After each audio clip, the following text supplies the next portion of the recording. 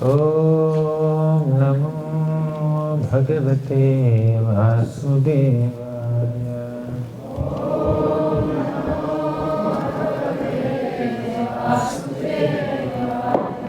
Om Namo Bhagavate Vasudevaya.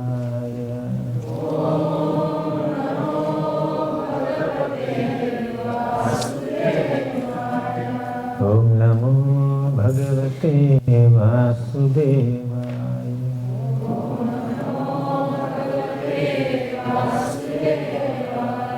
Om Ajnanatirandhasya Jnananjanashalakaya Chakshurunmilitam Yena Tasmai Shri Gurave Namaha. Namo Vishnupadaya Krishna Presthaya Bhutale Srimate Bhaktivedanta Swami iti namini. Namaste Saraswati Devi Gauravani Pracharine Nirvishesha Sunyavadi Paschatya Deshatarine. Jai Shri Krishna Chaitanya Prabhu Nityananda Shri Advaita Gadadhara Shri Vasadi Gaura Bhakta Vrinda. Hare Krishna Krishna Krishna Hare Hare, Hare Rama Rama Rama Hare Hare. Hare Krishna. So this morning we discussed about the qualities of a good Shastric teacher after we completed the art of learning shlokas. We did up to 11th quality. So let's have a quick recap. First, when we are speaking Shastra, when we are teaching or preaching based on the scriptures like Gita and Bhagavatam, it's the language of the heart of the speaker that touches the hearts of the hearers. So let our teaching be an expression of our appreciation for Harikatha, for Krishna's Nama Rupa Guna Lila. Then that will impact the hearts of people.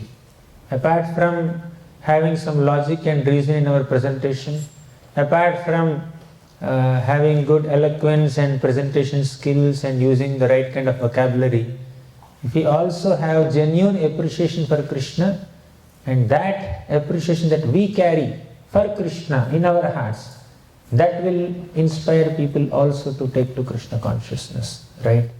So that's the first and foremost and the topmost qualification, right? Speaking with love. Second quality is eagerness. There should be an eagerness to glorify Krishna. So speaking Harikatha, speaking scripture is not just a demonstration of our scholarship or eloquence or presentation skills or expertise. It's an eagerness to glorify Krishna. It's an enthusiasm to praise Krishna's Nama Rupa Guna Lila. Third quality, compassion. So when there is a genuine concern about the welfare of common people, that concern, that compassion, that merciful attitude in the heart of a preacher will make him speak the right words for the benefit, for the welfare of common people. And although we are supposed to be compassionate, it's like we are not transmitters of compassion. We are not originators of compassion. We are just transmitters of compassion.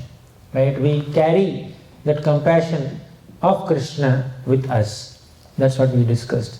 Even Sukadeva Goswami spoke Srimad Bhagavatam with compassion. Yahasvanubhavam akhila shruti saramekam adhyatma deepamatitir shatamta mondham samsarinam karunayaha purana guhyam tam vyasa sunumupayami gurum muninam. Samsarinam karunaya aha. Out of his great karuna, compassion for all samsaris, those are rotting in this material existence, Sukadeva Goswami spoke Srimad Bhagavatam. That karuna is very important. Then fourth quality is transparency in transmission. So let us be transparent. Let us present the essential understanding of the scriptures as taught to us by the Acharyas. Let's not concoct anything. Let's not, in the name of innovation or creativity, Let us not concoct anything which is not in line with the parampara.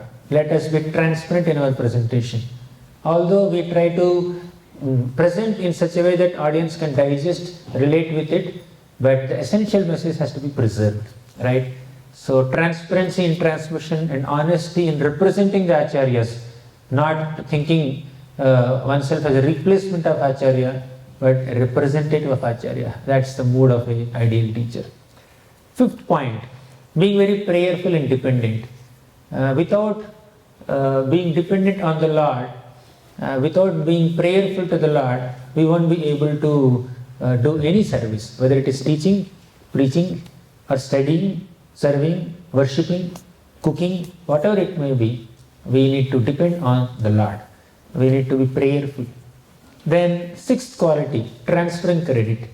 Although we are able to teach nicely, preach nicely, transform people's hearts, and bring more and more people to the path of bhakti, still the credit of all our activities should go to the parampara, to the Guru, to Krishna, to the devotees, and we should not be very greedy to take credit for our accomplishments, right? They happened because the Lord has sanctioned them. The other day we were discussing how in separation from Krishna, Arjuna was lamenting, Vanchitoham Maharaja Harina Bandhurupina Yena me pahritam tejo Deva Vismapanam Mahat. My dear Lord Krishna has departed from this world and I am feeling powerless. In His presence, with His empowerment, with His blessings, I could defeat great warriors like Bhishma, Drona, Karna, Jayadratha and many such celebrated warriors of the time. But in Krishna's absence, I could not even defeat few cowherds also. Although I am the same person, I could not do much. This is Arjuna. Arjuna was thinking that whatever I could accomplish is only because of Krishna's grace. I could win Draupadi's hand, I could defeat Indra, Nivata Kavacha demons, I could win in this Kurukshetra battle, I could chase that, I could pierce that Matsya Yantra. All this happened because of Krishna's grace. Similarly, when we are able to present nicely, when we are able to benefit people, that's only by Krishna's grace.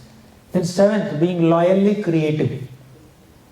Preaching or teaching is not parrot-like repetition, but also using our creativity, using our thoughts, using our ideas to present Krishna consciousness in a very innovative way, relatable way, generating more and more new ideas to present Shastra that people can easily relate with. But loyalty. Creativity that compromises on loyalty is not creativity, it is deviation, it is distraction. It creates havoc in spiritual lives. But creativity in line with the teachings of parampara, creativity that acknowledges loyalty to the parampara, that creates great revolution in the lives of common people. So let's be creative, at the same time let's be loyal. Okay. So our creativity should be within the boundaries of loyalty to the parampara. Okay. Then eighth quality of a teacher is to maintain pure intent and to present pure content in a tailor-made form, in a customized form for the audience, right? But pure intent and pure content. Okay, packaging can be different according to time, place, circumstances, and the audience you are addressing. So when we have pure intent and pure content, the transformation that is happening is by Krishna's grace. Krishna will do the needful. The Paramatma in their hearts will inspire them to get inspired by us. Okay, so he will instigate. Depending on the kind of fruitive baggage that they are carrying, depending on the Agnata Sukriti that they have, depending on their overall persona, they will either get inspired or not get inspired. And a preacher may give same class to 100 new people. Why only 10 people will become devotees? Why only 5 people will become serious? Why only 3 people will take to 16 notes? What happened to the remaining 90 plus? Okay, they are not ready yet. They will take little more time. So it's not our accomplishment. Their current purity levels, their readiness also matters. Maybe a successful preacher has tapped few people who are very ready to accept it, right? So he became successful because he acted as an instrument in Krishna's service, not that he has made 100 devotees, right? 100 devotees are made not just by that person's efforts. The person's efforts are there, definitely. His purity is there. His pure intent and his pure content is there, definitely. But the people also are ready to receive, right? And Krishna will bring in people, teachers of pure intent and pure content, in contact with people who are ready to receive it, right? They're ready for content. Krishna will send this person there. Okay, go and preach there. The Lord is inspiring us also to meet the right kind of people, and the right kind of people are coming in touch with people who are potent preachers. So Krishna's intervention is very much there. So we should not be proud, or we should not be very greedy for credit for our preaching activities or teaching activities. Then 9th point is service and patience. We discussed, right? We should do this teaching activity with patience and in the mood of service. Not that we should be eager to take service from others.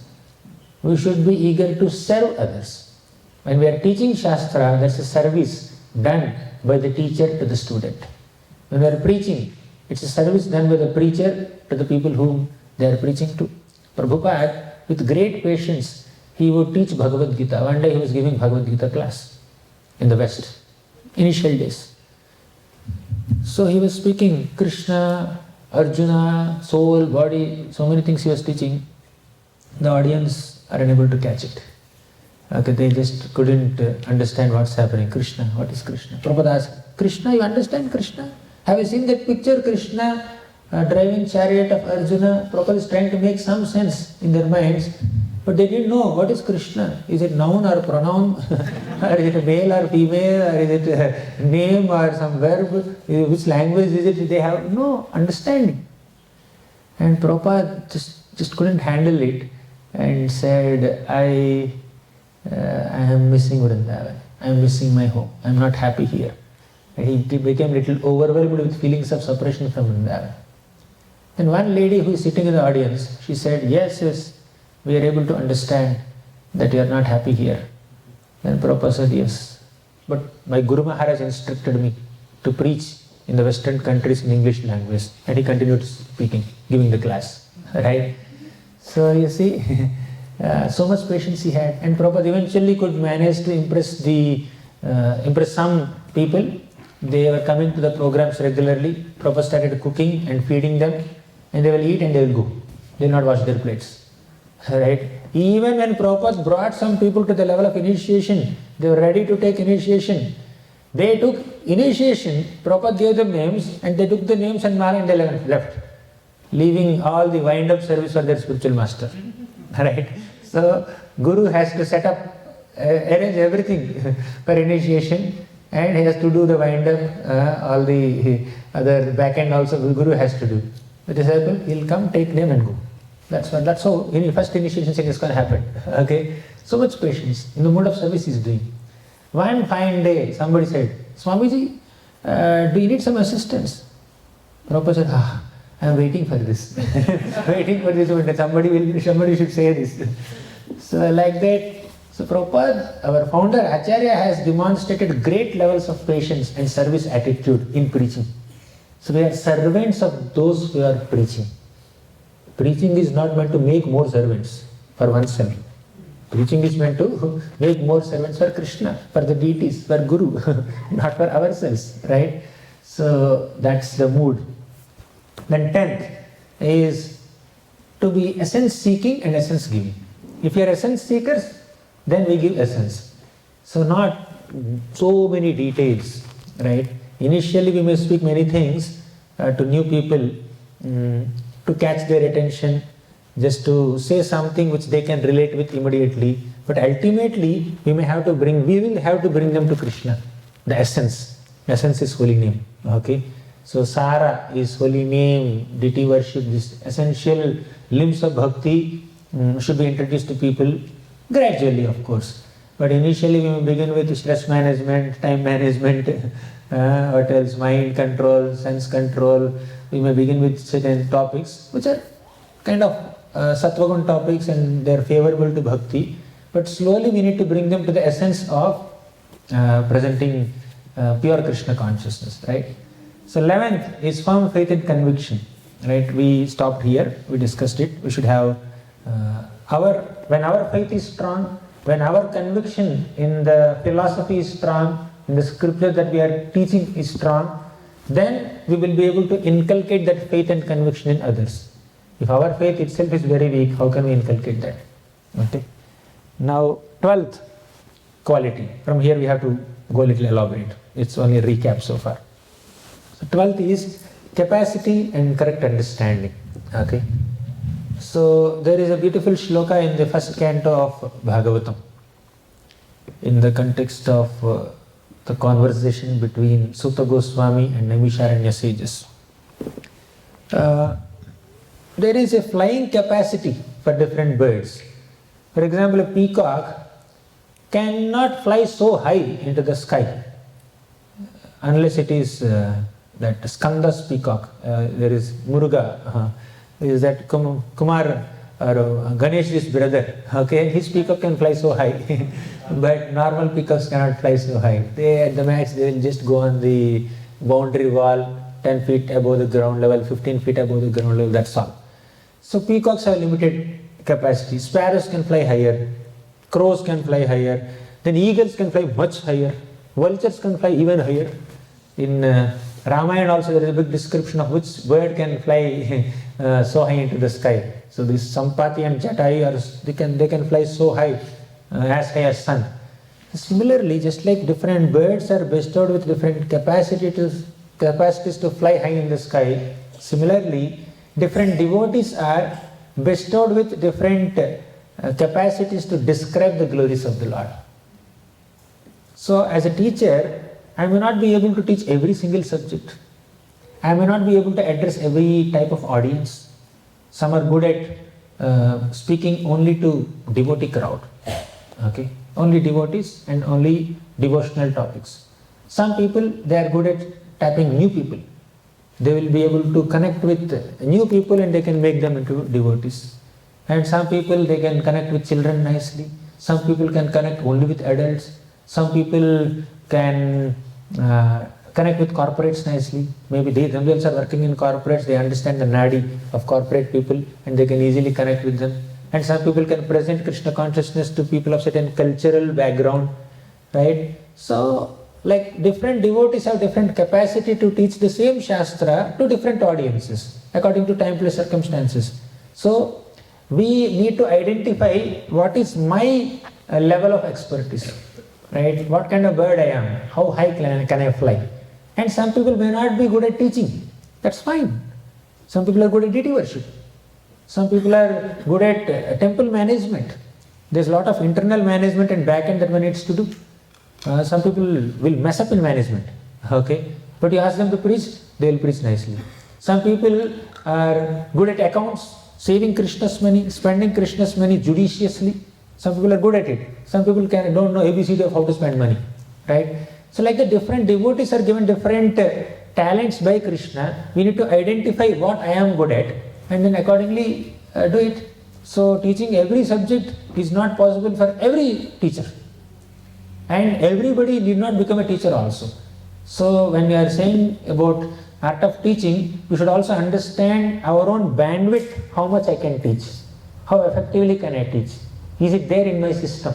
Some people may not be able to present, that's perfectly alright. They can be pure devotees, they can go back to Godhead. They can attain Krishna Prema, although they may not teach people. They will teach by their personal example. They may not speak verbally, but they will teach a lot, more loudly by their personal example. Some people teach by their dancing. They are joyfully dancing in Kirtan, seeing them, 100 people will get attracted, and another person is there, is giving a big class, nobody is coming. Right? It can also be, it's also a possibility. So therefore we should understand what is our capacity. Right? So, next, 13th shloka, 13th quality of a good teacher. A good teacher is chaste and wants to become chaste and also does this activity for self-purification. Maitreya Muni was saying to Vidura after describing the whole process of creation, Maitreya Muni said, Tathapi kirtayam yanga yatha mati yatha shritam kirtim harehe swam satkartum giram anyabhidasatim tathapi kirtayami anga yatha mati yatha shritam. My dear Vidura, I don't understand much about this process of creation. I don't know much about the Lord's glories. Tathapi, still, kirtayami, I glorify the Lord. Anga means one who is very dear is called Anga, my dear. Okay, it's like Anga. Tathapi kirtayami Anga. Although I don't know much, I'll still speak about the Lord. So sometimes we may think, this is one of my greatest inspirations, this shloka, to begin speaking. So one day I was asked to give class, sometime 12 years back. 2010 was my first class, okay, Bhagavatam class in GEV. So somehow that day the scheduler did not find a speaker, so he called me. He asked me, hey, please speak. And generally we used to have Hindi classes, okay. And I said, I don't speak Hindi, okay. I speak English, and I thought that's a good reason for me to escape from giving the class. Then he dropped a bomb saying that you can speak in English also. He was so desperate that he did not find a Hindi speaker, no speaker, so he just caught me. We used to have evening classes. Whole day we work on site, and site work is over, then we go and do some evening classes in those days, 2010. So then I spoke. I remembered this shloka. Tathapi kirtayam yanga yathavati yathashritam. Although you are not fully eligible or capable or expert in glorifying Krishna or in that Shastra, still you speak. How? Yathashritam yathamati. Yathashritam means based on whatever you are able to hear from bona fide sources. Yathamati, whatever you could assimilate, whatever you could understand and realize and observe from that, you speak, you share that. So, based on whatever bona fide understanding we have, we can present. Our understanding of Shastra, our understanding of Krishna is always incomplete. It's never complete. Although Krishna said in the 7th chapter, Asamshayam samagram mam yatha gnasyachi tat shrunu. Samagram means completely. You will have complete understanding about me. Krishna just wanted to encourage, but that the shloka actually did not mean that we will get complete understanding of Bhagavad Gita, complete understanding of Krishna. We will understand as much as we need to understand to serve Krishna. Right? It's not possible to understand Krishna completely, even for Krishna himself. Only Radharani can understand Krishna completely, not everyone. Even Krishna cannot understand himself completely. He cannot understand how sweet he is. Therefore, he takes the position of Radharani. He becomes Lord Chaitanya Mahaprabhu to understand himself, to understand his own sweetness. So, our understanding of the Lord can be incomplete, and it is always incomplete. But it should not be incorrect. It's always incomplete, but we should ensure that it's not incorrect. So let's have limited but correct understanding of the Lord's Tattva and then present it. Right?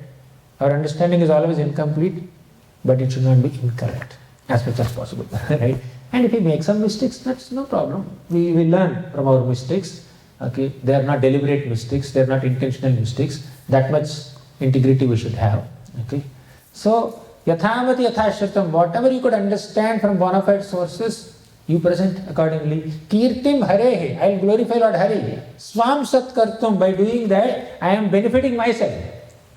Giram anyabhiga asatim, if I don't do it, if I utilize my power of speech in any other way other than glorifying Krishna, my power of speech will remain asati, unchaste. We are all servants of the Lord. We are all children of God. Our senses are parts and parcels of Krishna's senses.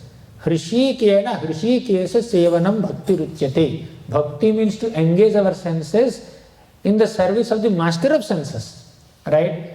So the perfect utility of our power of speech in glorifying Krishna is in glorifying Krishna. Let us try to engage our speech to glorify Krishna to the best of our ability. We need not be the best teachers, but we teach to the best of our ability. That's all we can do. Okay? So that is for self-purification.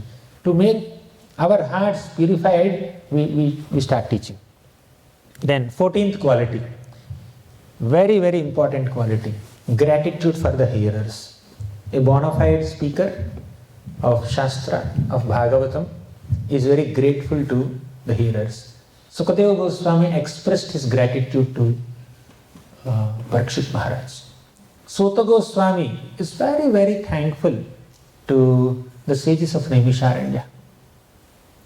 Maitreya Muni is very, very thankful to Vidura. Vidura came and asked Maitreya Muni, can you speak Harikatha? Uddhava had sent me here. Then Maitreya Muni said, Vidura, you are not an ordinary person.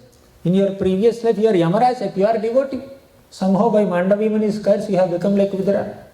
And while leaving this world, Lord Krishna has left some instructions for you with me. So I am speaking that. And he also said that you are the son of Vyasadeva. You are coming from such a high parentage.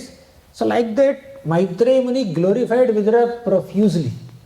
Just because we are teaching some people, whether they are new or seasoned, whoever, that does not mean that we have become so great. Okay? So that kind of too much of attribution of self-importance, overly identifying ourselves as teachers or preachers or deliverers of humanity, that will only hamper our spiritual progress. Okay? So let us try to be servants. Let us be thankful even to the audience.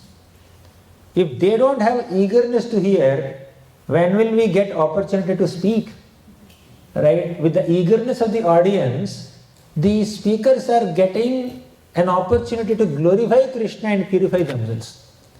So a bona fide teacher of Shastra should see teaching opportunity or preaching opportunity as an opportunity for self-purification and thank the audience. You see several devotees at the end of their sessions, they say, thank you very much. In the beginning of their session, they say, I am very grateful to you. Right? Why? It's not a formality, it's not a format, it's not like a template in which the class is presented. Right? It is their genuine gratitude. Oh, because you are very eager to hear Harikatha, I am getting an opportunity to glorify Hari and purify myself. Right? So, Maitreya Muni, you know what he said? Vidura, you are asking so many questions about the Lord. With every question that you are asking, you are giving me a flower. Okay? He just said this. So now this beautiful garland is made of so many flowers of different colors. White rose, red rose, yellow rose, some leaves are there, right? So Vidura is asking a question and is giving one petal to Maitreya, or one rose to Maitreya, one flower to Maitreya, one leaf to Maitreya, and Maitreya is making a garland, right? So he said, you are making Kirtimala of the Lord. So their conversation, the result of their conversation is Kirtimala. You know what is Kirtimala? A garland of the glories of Krishna. Okay? So this garland has been made when Vidura asked wonderful questions about Krishna and Maitreya Muni is answering those questions about Krishna. So then Kirtimala of Krishna is made. So this Kirtimala is made with the contribution of both the hearer and speaker. All glories are not only to the speaker, all glories to hearers also, right? They together made that garland. Parikshit asks some questions about Krishna, Sukadeva Goswami speaks. So the audience also play a very important role for a nourishing Krishna Katha. Okay? When Krishna Katha has to be nourishing, audience eagerness also is very much important. Actually, speaker is empowered by the audience. Speaker is blessed by the audience. Speaker is enthused by the audience eagerness to hear Harikatha. When audience are genuinely eager to hear the glories of the Lord, that inspires and that empowers the speaker to glorify Krishna. Right? It's a combined effort. So that's what we see in several places where somebody is speaking Bhagavatam, somebody is hearing Bhagavatam, they had great mutual appreciation for each other. Right? So gratitude to hearers. Then 15th, last quality, delicate countering. You know what does it mean? Delicately counter. So an expert teacher tries to establish right Siddhanta in relation to some devotee asked some question in the morning session. An expert teacher tries to establish right Siddhanta as taught by bona fide Acharyas without demeaning others. Sometimes when the other party is very arrogant and very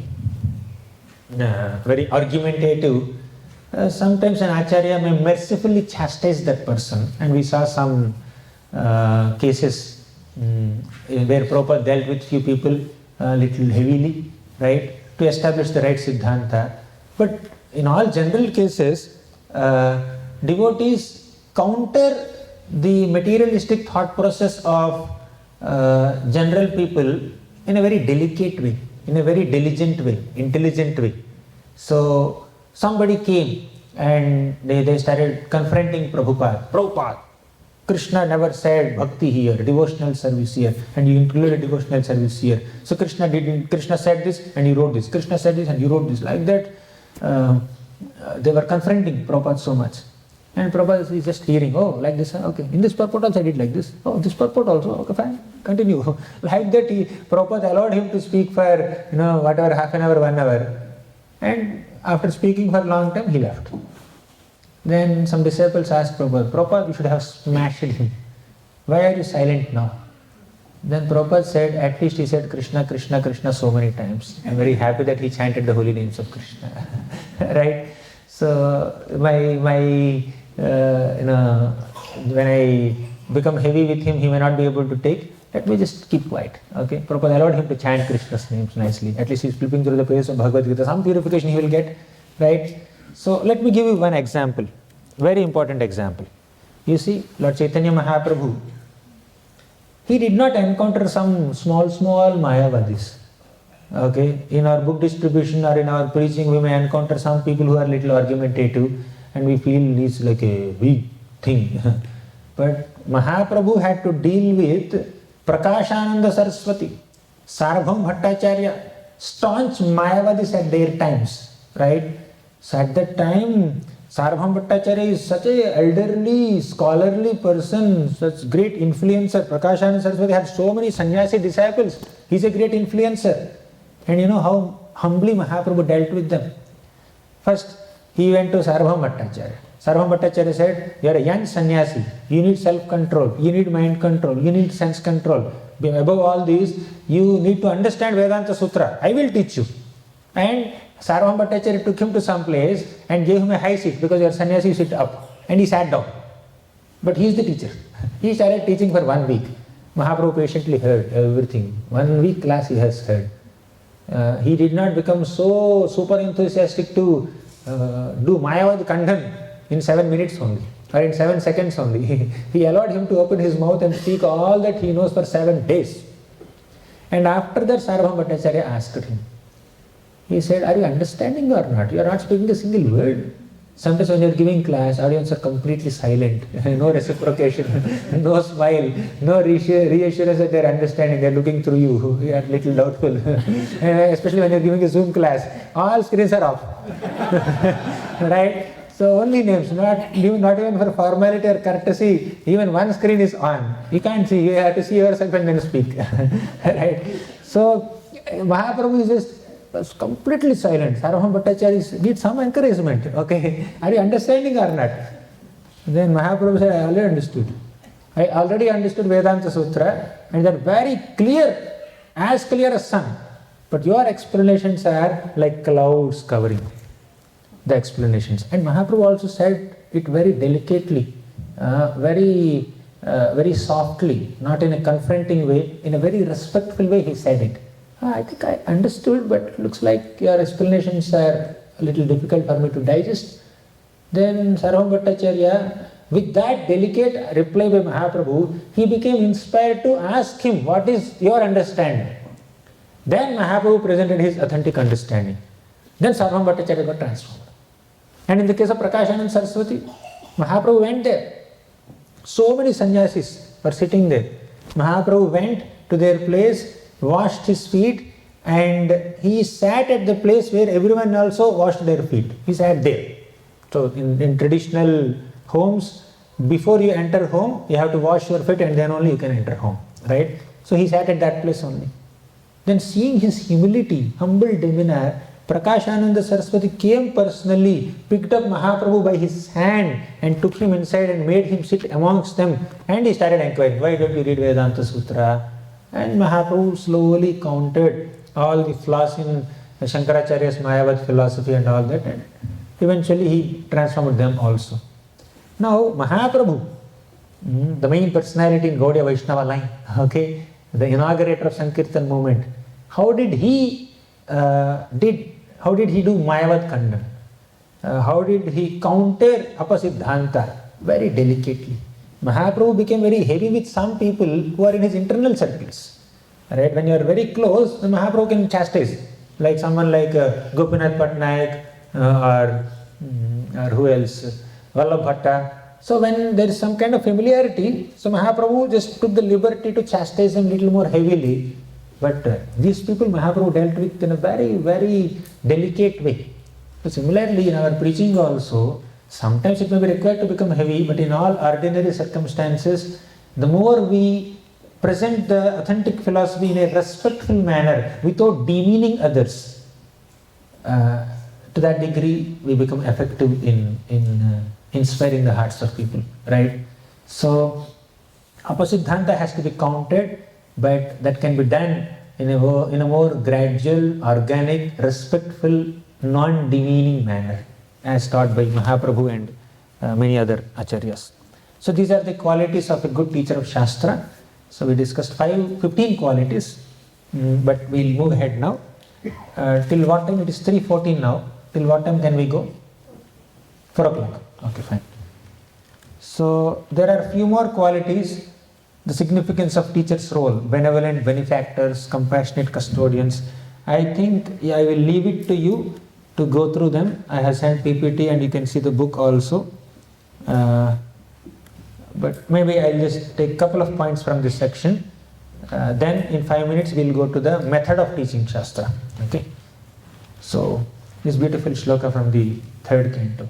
Janasya Krishna vimukhasya daivat adharmashilasya sudukhitasya anugrahayeha charanti nonam bhutani bhavyani janardanasya. So a preacher's role is this. A preacher travels from one place to another place not to enjoy the facilities of that places, not to live a comfortable life, not to advertise that, okay, I have visited so many places, but out of compassion. Janasya Krishna Vimukhasya Daivat. This world is filled with people who are Krishna Vimukha. They have turned their faces away from Krishna. To make that Krishna Vimukha people into Krishnonmukha people. Let them turn their faces towards Krishna. That's why a devotee goes from one place to another place. Okay, these are about travelings of a devotee. Then Adharmashilasya. Because they have turned their faces away from Krishna, they have become Adharmashilasya. To make that Adharmashilasya people into Parodharmashilasya, the devotee travels. Then Sudukhitasya. Because they are Adharmashilasya, they are plunged into deep distresses. Sudukhitasya. To make that Sudukhitasya people into Susukham Kartum Avyayam. A devotee goes to different places and then inspires them to take to Krishna consciousness. Anugrahayeha charanti nunam. The intent behind a devotee like Prabhupada's travels is to show anugraha, to show compassion on common people. So, okay, they are like spiritual doctors. Book distribution is of two types: distributing the book itself and distributing what is there inside of the book, the philosophy, the content, the teachings. Human body is like a strong ship, Guru is like a captain, and scriptures are like favorable winds. So Guru, being the captain, with the help of scriptures which are like favorable winds, will guide all the conditioned souls in human bodies across this material existence. Okay, they are like powerhouses of inspiration. So I'll stop here. We completed the mode of teaching scriptures. Now I will not take Q&A, but I will complete the method of teaching scriptures, then we will take Q&A. Okay. So methods of teaching scriptures. So the first thing, now we are getting practical. Yesterday also, morning we discussed about the mood of studying. Afternoon we discussed some practical methods of studying. So today also we discussed about mood of teaching. Now we will discuss some practical methods of teaching. So understanding the mood and the need of the audience makes the teaching more effective and enlivening. Right? First thing is, let's try to understand the mood and the need of the audience. What do they need? What is their current mood? So once you acknowledge that, then we can mold the presentation according to their needs, according to their moods. That's why before giving a class to someone, we can ask, whom am I addressing? What do they need? What is their level? What is their level of experience? Are they new? Are they old? Are they seasoned devotees? Are they totally new? What exactly are they expecting? With that little understanding of where the audience are, we can accordingly present. And of course, we cannot cater to the needs of every single person sitting in the audience. That is a fact. We have to acknowledge that. So you may present something. Every member of the audience may not be able to relate with everything that you speak. That's fine. That's natural anywhere. Okay, but overall, try to get an understanding of their moods and needs, accordingly present. Then, one more thing. I think we mentioned it before also. Giving a class it doesn't mean that we are great. It's an opportunity for us to be Krishna conscious. While speaking, we can't be spaced out. We can't get distracted. While speaking, I cannot check my mobile messages. So while speaking, I need to be attentive. Because 100 people are listening, I need to be attentive. So we are attentively glorifying Krishna. Attentively we are trying to become Krishna conscious. That's what class is. It's an opportunity. So many years back, when I was asked to give class for the first time, I remember this statement made by one devotee. So one devotee gave a class, a senior devotee, he gave a class and I told him, "Oh, the class is brilliant, amazing." Then he said very humbly that giving class is not that we are great or we have great knowledge. It's an opportunity for me to become Krishna conscious. That's all. So yeah, we can be Krishna conscious without giving a class also. But while giving a class, we are attentively glorifying Krishna in front of many other devotees. That rejuvenates your enthusiasm to glorify Krishna. That makes you a little more Krishna conscious. That's the only thing. We need to see that as an opportunity to become Krishna conscious. Okay. So, and speaker has to acknowledge all the devotees who have contributed for one's own understanding of Krishna Bhakti. Right? We are able to present something worthwhile in front of some devotees. So we should understand that, I am able to speak some glories of Krishna only because I am equipped with this understanding by so many devotees. Many devotees have trained me, they taught me. Okay, so the spiritual culture that the senior Vaishnavas have created for us, and we grew up in that spiritual culture, that equipped us with some understanding, right? And that's what I am presenting now. Therefore, I need to be grateful to all the devotees who have just groomed me and raised me in that spiritual culture. Okay, and Krishna's grace in very kindly using me as an instrument. There are so many people that Krishna can use as instruments in his service, but he has chosen me. I am very grateful to Krishna also, right? That's the mood. And we need to be very eager to glorify Krishna, reciprocating with the eagerness of the audience to hear Harikatha. Simple, right? So with this, we will be able to effectively speak well. So when the right mood and the right method meet, then that can facilitate an effective transformation, effective transmission of spiritual inspiration from the speaker to the audience. So the first qualification of a good teacher is to be a good student, right? We ourselves should be good students, then we can be good teachers. One who has studied and heard the scriptures nicely in the right mood with the right method will be able to teach the scripture effectively in the right mood and right method, right? So this teaching can also include writing, right? So next, okay, should we take, okay, we'll spend a minute. Along with a good heart, teaching requires good strategy also. So we have discussed so much about the mood. We may have all these attributes of the mood, but when you come to method, you should have proper strategy. When to present what. So new people, okay, let's begin with some devotees were saying, yes sir, that's the course, bro. What is it? Science of self-realization. Yeah, so beginners, let's have SSR. So there, that side in India, we have multiple courses like JSD, Journey of Self-Discovery, DYS, Discover Yourself, and some 6-session course. Like that, devotees come up with different. In Bangalore, they have some 9-session course. So there is some beginners course. Then after that, slowly they will come to some course like Bhakti Pravesha, entrance into Bhakti. And then they slowly come to Bhakti Shastri, then Bhakti Vaibhav. There is a strategy in presentation, right? So we should associate good mood with good method also. So nice heart and effective strategy. Then we should do justice to the topic within the available time. Planning and preparation to organize the content in a structured manner. Here I must be very grateful to the organizers.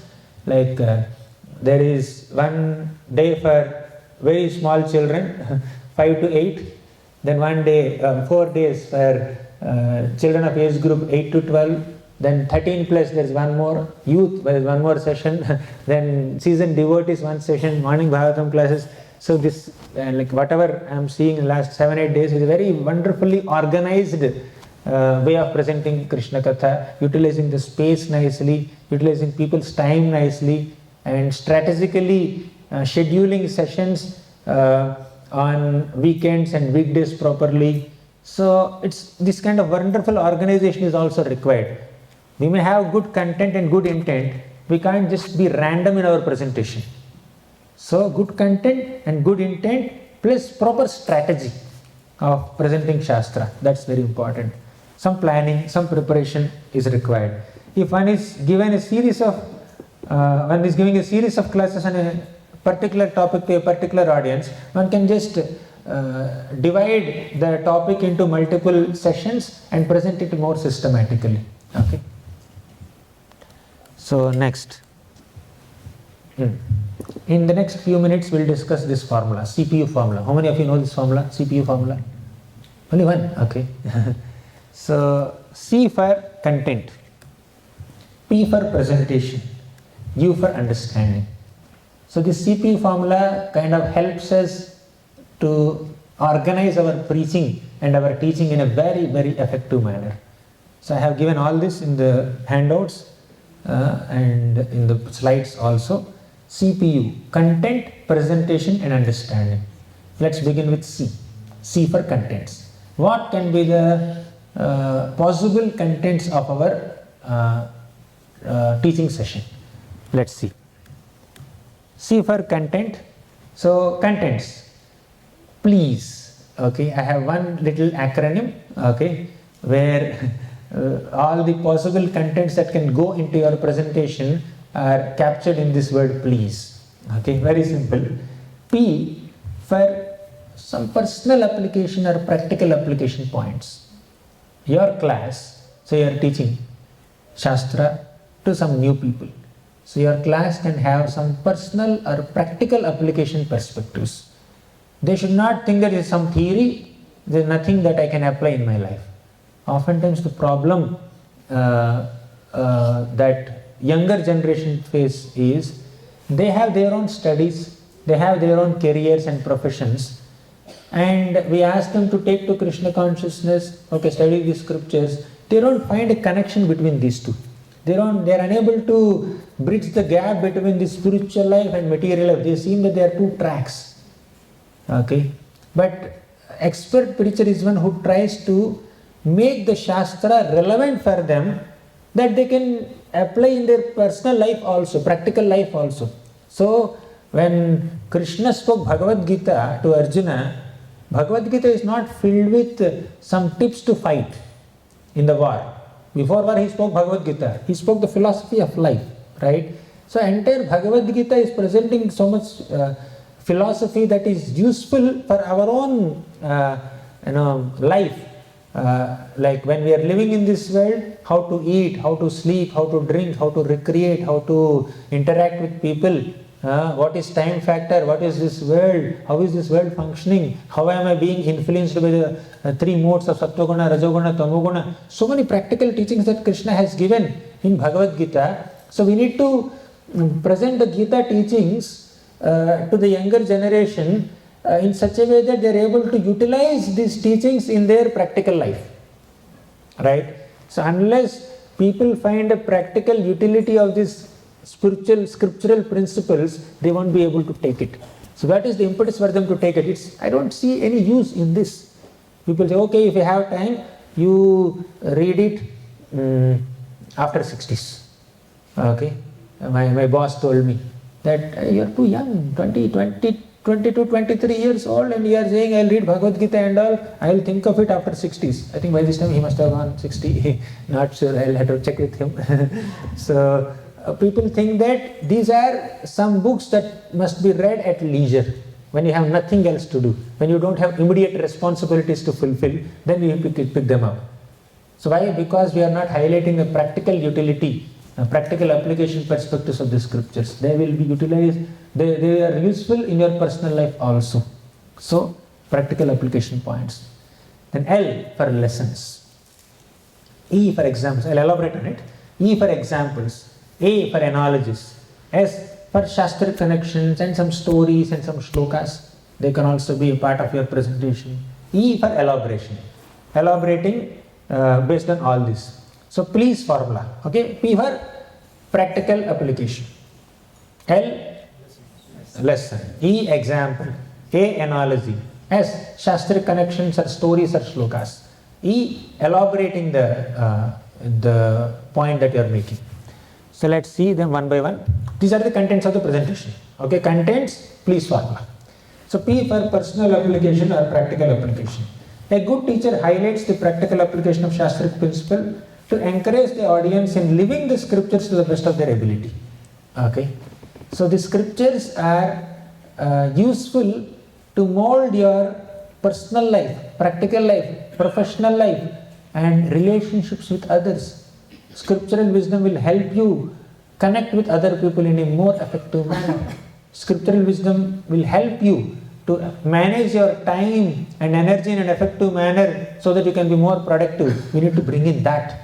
Many people who are giving their motivational talks and other things, they base their talks on Bhagavad Gita. They may not mention that I have taken this from Bhagavad Gita, but so many such principles are coming from Bhagavad Gita only. Many corporate trainers, motivational speakers, they are taking lot of content from Bhagavad Gita, right? So it's useful. Scriptures find their utility in their practical life also. We need to highlight that in our teachings. Then L for lessons. So lesson means that some lessons may not be immediately applicable in life, but they are very nice to appreciate on a long-term basis. So point is, we need to identify the lesson in a pastime, not just narrating the story. What is the lesson that I need to learn from here? Okay, and every lesson you may not be able to apply immediately. You just store all the lessons with you. Whenever there is some situation, you can apply that lesson. So for example, yesterday we were discussing Samudra Manthan in our youth class, yesterday evening 7:30. We were discussing so many lessons from Samudra Manthan Leela, like the Devatas and the Danavas, demons. They brought Mandara mountain all the way to Milk Ocean. They could not get. Lord Vishnu brought it on Garuda. So Mandara mountain was brought, and the Devatas and demons started churning the Milk Ocean. Because Mandara mountain is so heavy, it started sinking into the Milk Ocean. Then immediately the Lord expanded himself as Kurma avatar, went under the mountain and then lifted it, nicely balanced it from bottom. So this is the story. But what is the lesson here? So without proper foundation, this Mandara mountain could not stand, right, when they were churning the ocean. Similarly, sadhana is our foundation for all the services that we are doing. When there is no support from bottom, mountain started sinking. Similarly, when our devotional endeavors and services are not supported by sincere sadhana, we will not be able to continue on the spiritual path for a long time. We may do a lot of services, we may have so many accomplishments. If our chanting is poor, if our study is poor, so if we don't have that foundational qualities and sadhana that we are supposed to do, then we may not be able to continue on spiritual path for a long run. So that's a lesson here. So highlight that lesson. not just narrating the pastime. Prabhupada's whole Bhagavatam pastimes narration is filled with so many instructive lessons, right? Highlight the lessons nicely. So then, and whenever there is a possibility only, don't squeeze out some speculative lessons from the Shastra to match your point or to impress people. Don't try to join dots, long dots, okay? Don't try to speculate and squeeze out some irrelevant points. But naturally, organically, whatever lessons are there, try to identify it and then highlight it. Then E, for example. So a concept is better understood when it is explained with an example. For example, you are presenting this shloka, popular shloka. Vyavasayatmika buddhir ekeha kurunandanan bahushakahyanantascha buddhayo avyavasayinam. So Krishna simply said that those who are determined, those who have resolute intelligence, they are determined to attain their goals. Okay. Now, is there any example for determination? Okay. Hanumanji. Recently we were discussing in our kids camp. Okay. So Hanumanji is so determined. When he is crossing this Lanka ocean, this Mainaka mountain came up to give hospitality to Hanuman. Hanuman said, no, I cannot accept it now. Okay, you just keep quiet. So he just pushed the mountain with his chest down and then he moved ahead because he has full focus on the goal. And also Surasa came to swallow Hanuman. Hanumanji expanded his size so big and Surasa also opened his mouth so wide. Then what did Hanuman do? Hanuman just entered into Surasa's mouth and then came out immediately. Okay, in a small form. He said, I entered your mouth. Brahma gave you a boon that whoever comes on your way should enter your mouth. I fulfilled that desire, now allow me to go. And she blessed him, you go. Hanumanji did not get into an egoistic competition with Surasa. His purpose is not to establish himself as better than Surasa in expanding his body. So his purpose is not to win a competition between himself and Surasa. His purpose is to find Sita Devi and serve Lord Ramachandra. So he is determined to attain his goal. Bhagirath did lot of tapasya to bring Mother Ganga to earth. So you can present an example of this quality of determination. Then the concept becomes easy. A concept is better understood when it is explained with an example. And by the way, you cannot find good examples for every concept. Then let's not present irrelevant examples. Okay, let's not try to connect two things which are not compatible. Okay, so example P for practical application, L for E for example, then A for analogy. So analogies, Bhagavatam is filled with analogies. Prabhupada's purports are also filled with analogies. Okay, so one popular analogy. So Krishna appears and he disappears after performing some pastimes. After accomplishing his task of paritranaya sadhunam vinashaya cha dushkritam dharma samsthapanarthaya, Krishna disappears from this planet. Fine. So Prabhupada in the 3rd canto, I think first chapter only, or 2nd chapter, 7th sloka, somewhere he explains this analogy. Prabhupada compares Krishna's appearance and disappearance with sunrise and sunset. So sun rises in the east. That does not mean sun has just taken birth in the eastern horizon. Sun sets in the west. That does not mean it's the death of the sun. Similarly, Krishna appears in Kamsa's prison cell as the son of Devaki and Vasudeva. That does not mean Krishna is just born. Krishna is eternally existent. Okay, and when Krishna disappears from this planet, that does not mean Krishna died. Krishna just went to another universe to continue his pastimes. Just like sun sets here, he rises somewhere else. Right? In one hemisphere he sets, and in another hemisphere he rises. So like that, sun is not dying when he sets at one place. Similarly, Krishna is not dying when he disappears from one planet.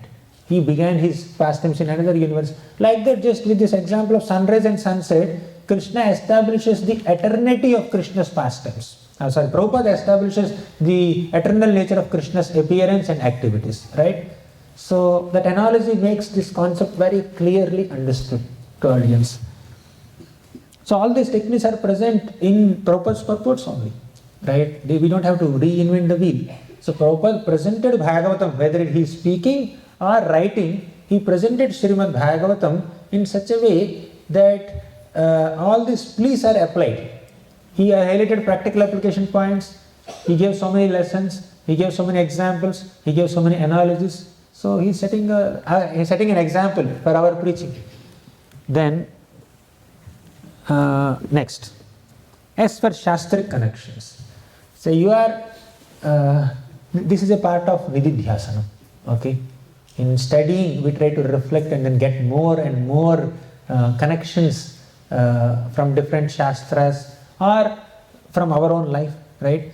So similarly, when we are speaking also, when we are teaching Shastra also, you present some philosophical concept from Bhagavad Gita by quoting something similar from Bhagavatam. When Prabhupada is writing the purport to the second chapter of Bhagavad Gita, where he explains the nature of soul, you know what did he do? He quoted something from some Upanishad, Kathopanishad or I think Kandopanishad only. He quoted about the size of the soul, right? You take Keshagrasita Bhagasya, you take one hair, tip of hair, cut into 100 pieces, cut again each piece into 100 pieces. So that is the size of soul. So he just quoted some Kathopanishad sloka in Gita purport. So you just connect one Shastra to another Shastra and say that Shastras are reconfirming themselves. Apparently you may find contradictions, but also more than contradictions, there are reconfirmations in the Shastra. One Shastric statement is very wonderfully proved by another Shastric statement. So this statement becomes a testimony for that statement. Like that you try to connect two Shastras.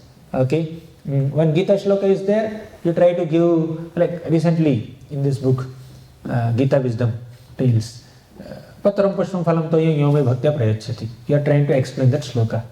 Explain it with some examples. Bring in Bhagavatam there, fruit vendor pastime. She gave Pushpam. She gave Phalam to Krishna. Bring in Sudama pastime. He gave garlands to Krishna. So just put that as an example. So one shloka is explained with so many stories from other scripture.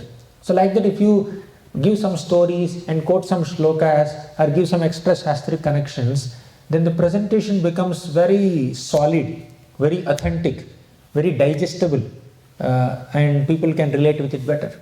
So that's about this. Then quoting related shlokas in the class makes our presentation authentic. Presenting other related sections of the Shastras helps reconfirming the principles. What else? While speaking on the shloka, okay, fine. Then E for elaboration. So you may have all the first PLEAS. Fine. You have identified, you are asked to give a presentation on, say, gratitude or compassion or tolerance. So as soon as some topic is given to you, some please will pop up in your mind. Oh, I'm asked to give a presentation on this topic. This can be an example. This can be a real life incident. This can be an analogy. This shloka I can quote. This story I can speak. So many things come up, right? Okay. So you bring in all these contents together and then nicely elaborate it.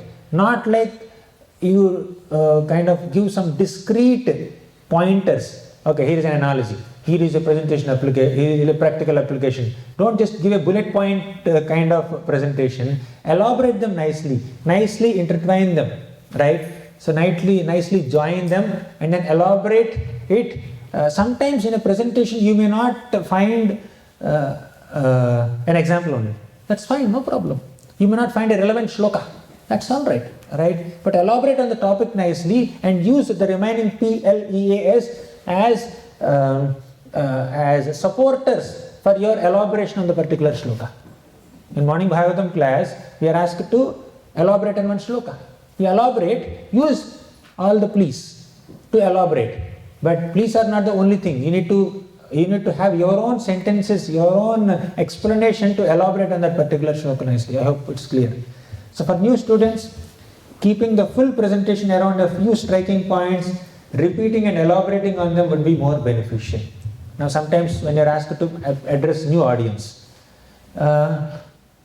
now okay, I have to give a presentation, I need to collect as many please as possible. 10 practical application points, 20 analogies, 30 shlokas, 40 Shastric connections, you just collected all of them. And it's too overwhelming to the new crowd. Better make 2 points elaborate on those 2 points only nicely. New people cannot take so much content. Okay, just take couple of stories, elaborate on that point, explain it from multiple perspectives, and then leave it there. So don't overload the presentation. Don't make the presentation data heavy. Don't overload their brains. What is the point of giving so much that they cannot digest? Okay, seasoned devotees, you can do that. So by the end of the talk, they should carry home those inspiring thoughts. Few points they can just carry. Okay, so at that stage of their spiritual life, that much is sufficient. Some people who are ready to take more content, don't bore them with elaborating on we are not body or soul only. Just they are ready for more, just give them more. So that is about C. C for contents. We are discussing CPU formula for effective teaching. In that we completed C. In C for contents we have please. Please are the contents. P for practical application. L lesson. E example. A analogy. S for Shastri connection or stories or shlokas. Then E for elaboration. Now let's come to presentation. So presentation begins with selection of contents. When I say presentation, I am not speaking about PowerPoint presentation. I am speaking about your speech. Okay. So first select the right contents, suitable contents for the topic. You have given a topic, you select some suitable contents for the topic. Please. Then if some in the please, if some A is not available, L is not available, leave it, no problem. Only find some suitable contents. Then keep all these contents in a proper flow, smooth flow. Let there be a smooth flow and not have some kind of spikes or to say disconnections or abrupt changes, abrupt transitions in the presentation. Let there be smooth transitions. Then interaction can be there, visual or verbal. I think there is, I will go one by one. First, selection of contents. Select whatever is relevant from your please. We can't present extraordinary Bhagavatam shlokas to new audience, nor can we present too simple and basic etiquettes or philosophy to seasoned devotees. I already mentioned it. One shouldn't artificially squeeze out speculated perspectives or lessons from Shastra or quote stories or shlokas which are not connected from to a topic. So you have a smooth flow already. Just to disrupt it, don't try to bring in some story there. Okay. Oh, in this entire presentation I don't have a single story. Let me say some story. And they are unable to connect your story with the rest of the contents. So better not speak this story. Okay. So selection of contents. Second is smooth flow. So as I said some time back, whenever you are asked to give a presentation, naturally so many contents will pop up in our minds. Better take a pen and paper and then start writing all of them. Then because you are familiar with what you know, what you have thought out, you can try to put them in a nice flow. When to speak a story, when to give this example. This lesson is very important. Let me keep it at the end of the presentation or at a very strategic location in the presentation. Just organize your content nicely in a smooth flow. That's the next thing. In a proper structure. Good classes are those that have good structure. And audience will not become bored or distracted or exhausted at the end of presentation. They have the entire skeleton in flow, very smoothly entering their heads. Okay, and you can keep on reminding them the flow, just like we were discussing, right? We are discussing the CPU formula. Okay, in that CPU formula, C is done, next is P. So they know what's to expect, right? And yesterday also we were discussing 5S model, right? The 5 aspects of spiritual culture in the morning session. Then in the evening session we were discussing 5 aspects of Swadhyaya, Shravanam, then Pathanam, Mananam, Nididhyasanam, Kirtanam. Like that, when you structure the presentation nicely, it becomes easily digestible. A teacher is supposed to give pre-digested material to the audience, right? If too much of work is expected from the audience, they think that we'll figure out. They will become spaced out in the class. They'll okay, we'll study later. In our schools, in our colleges, some professors when they present, it's like bouncer, overhead transmission. Okay, so at that time we used to think, okay, fine, I'll go back home and then study from the textbook. I can't understand much from the class. But some professors in class, they ensure that at least 50% or 70% of the topic you understand in the class only, pre-digested. Then you go back and then revise and it's done. But some people, you have again reinvent the wheel, again start from page 1 in some classes. So presentation should be very lucid, very easily relatable to the audience. So that happens when there is a smooth flow. And interaction, visual or verbal. So sometimes, if you don't make an eye-to-eye contact with the audience will, who is he speaking to? He is speaking to the camera. It's not a Zoom class, it's a live class. So they will feel little bothered. So at least keep some eye-to-eye contact with as many audience as possible. So that will create some kind of bonding and friendship between you and the audience. And sometimes some visual aids, like teacher's expression, teacher's body language, the conviction, the voice modulation, the emphasis that he gives on certain statements, all this will matter. Now, you take the transcription of a class and then read it. Same content, someone is speaking. So where will you get maximum impact? Reading the transcription of a class or seeing the person with all the expressions and the hand movements and then expressions of the eyes, emphasis that he is giving, stressing certain syllables. So that has a more impact. That will penetrate into your hearts better, right? So let's have some visual interaction also. Verbal interaction also. Once in a while you may ask some questions, they will respond depending on the audience. In some cases you may not ask them questions in the class, which is present at the end you ask questions. And in some, right from first minute only interaction begins. Okay, it depends on the audience. What is the expectation of the audience? What kind of topic are you presenting? See, it's a festival class. You can't give an interactive seminar on a festival class, Radhashtami. Just glorify Radharani and then bas. Janthara Srimad Bhagavatam ki jai, do kirtan. Okay? So it's not an academic class, it's a festival class, yatra class. Okay? But it's a Bhakti Shastri class. Have interaction, right? Because it's like a learning going on, systematic study is going on. But in festival or yatra, there is no systematic study. You have to relish it. The mood is to relish. Don't select technical topics there, right? So present according to the situation. We'll come to that again. But basically interaction, visual or verbal, is needed.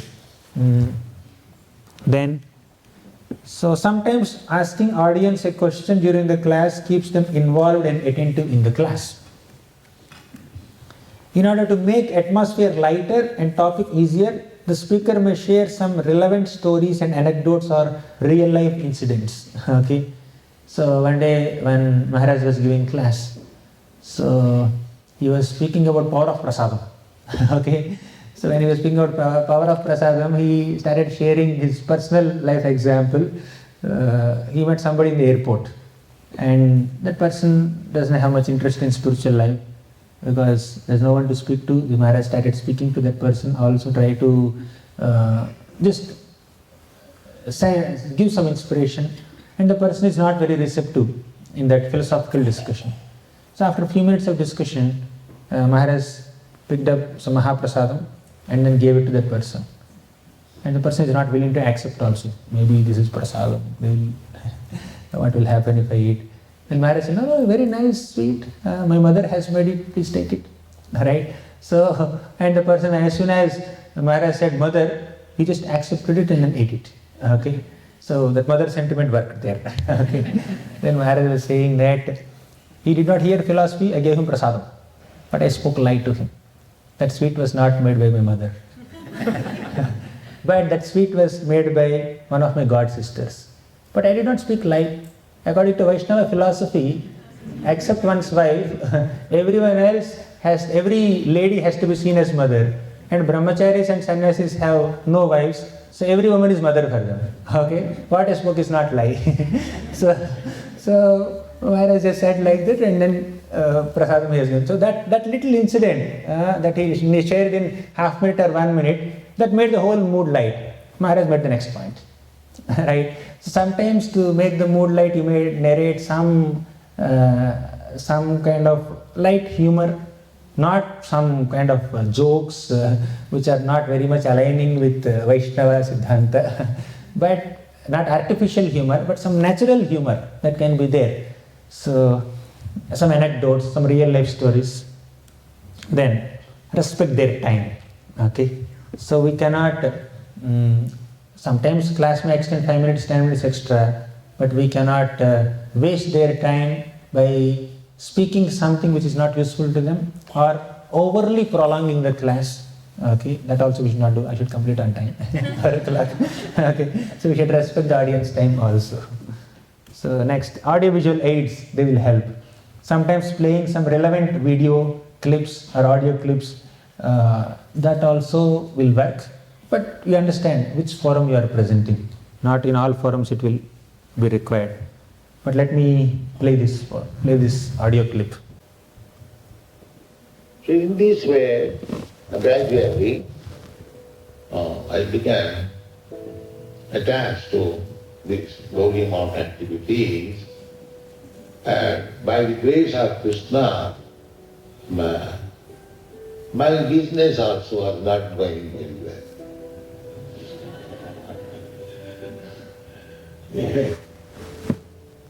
Krishna says, Dukkha Dildani, Hrishita Kalamsa. If somebody wants to be actually devotee of Krishna, at the same time keeps his material attachment, then Krishna's business is, he takes away everything material, so that same person he becomes dependent on Krishna. So that actually happened to my life.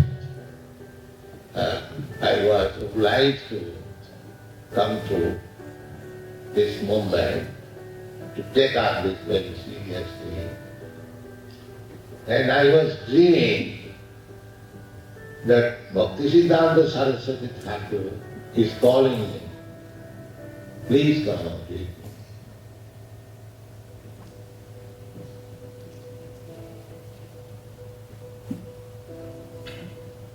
So I was sometimes horrified. What is this? I have to give up my family life. Bhaktivedanta Saraswati Thakur is calling me. I have to take sannyas. Oh, I am horrified. But I saw several times quoting. So anyway, it is by his grace I was forced to give up my family life and so-called business life. And he brought me somewhere or other in preaching his gospel. So, this is a memorable day. What you deserve. I have tried a little bit, and you are all helping me. So I have to thank you more. You are actually representative of my Guru Maharaj.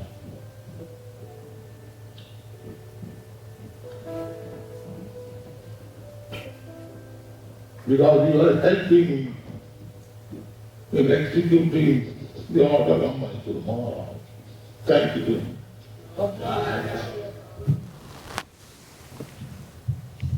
So in this short 2 minutes clip, Prabhupada is recollecting his experience of giving up his business, family life and accept sannyas, and he expressed his gratitude to Bhaktivedanta Saraswati Thakur, and towards the end he became so overwhelmed and emotional, he broke into tears and he thanked all the disciples, all his disciples, saying that you are helping me execute the mission of my spiritual master. So once I was asked to give a presentation on gratitude, and at the end I played this audio clip. So the devotee said that that clip that was most touching to our hearts, right? So sometimes when you present some statements or shlokas or some audio clips or show some little small video, half minute or 1 minute video of Prabhupada or someone, that will also help retain the attention of people and make the point more impactful, right, more connecting. So we can take help of such aids in our presentation. So this is about gratitude. So Next, we discussed C and P in the CPU formula. Last is understanding. U for understanding. So, understanding is of two aspects. One, you should have proper understanding of the subject that you are presenting. If you don't understand the topic that we are presenting, people will understand that we have not understood. Okay? So we should present it with proper understanding. Basic understanding, that's fine. Whatever you are presenting, let's present it with proper understanding.